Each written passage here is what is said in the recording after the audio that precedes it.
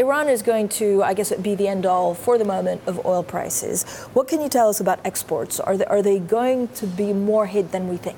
Well, I don't think it's the end all because we do have the offset, as you pointed out, the SPR to it. But in terms of thinking about, the sharp decline that we've seen thus far, countries like India, they do want to have a good showing right now, a good, faith in terms of cutting the overall exports. So the question is, do they get waivers?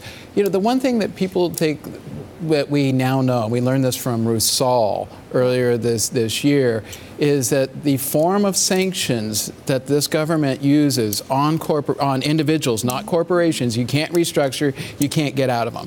So all of us thinking, they're going to cheat. The only ones who can cheat on this would be like teapot refineries in China that don't need access to global payment systems. So, going forward, you'd have to be an ally, let's say like India, to get the waiver. Right. We take the view, yes, you're going to see that sharp decline. We have a decline of 1.4 million barrels a day. But I think the offset here, and the reason why we came out yesterday being much more modest in our expectation on oil prices, what did we learn from soybeans this year?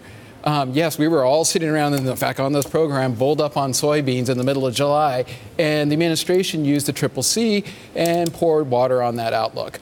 So I think it's very, you got to be cautious here in terms of thinking about, I would argue he will use the SPR if things get tight. Okay, so Richard, overall, does the president's tweet make a difference to OPEC? Do they care? What's so bizarre about this, it's the United States' rhetoric and foreign policy that's really doing what it's doing to the prices by pressuring Iran. Also, obviously, the continuing situation in Venezuela.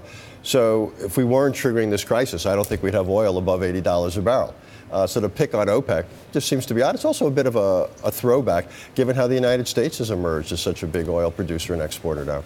Why is the market questioning, Jeff, the fact that OPEC may not be able to put extra barrels to make up for the Iranian exports? I think it goes down to one simple observation. The highest we've ever seen Saudi Arabia reach is 10.6 million barrels per day in 2016. It's producing 10.4. That's the simple math. But I think that misses the fact that the neutral zone has 300,000 barrels per day of capacity. Russia has 200,000 barrels per day capacity. Rig counts in Saudi Arabia are up 20% in the last 4 months. There's a lot of reasons to believe that, hey, they can get a little bit more. But again, I'm going to go back to, I don't care if they can or can't.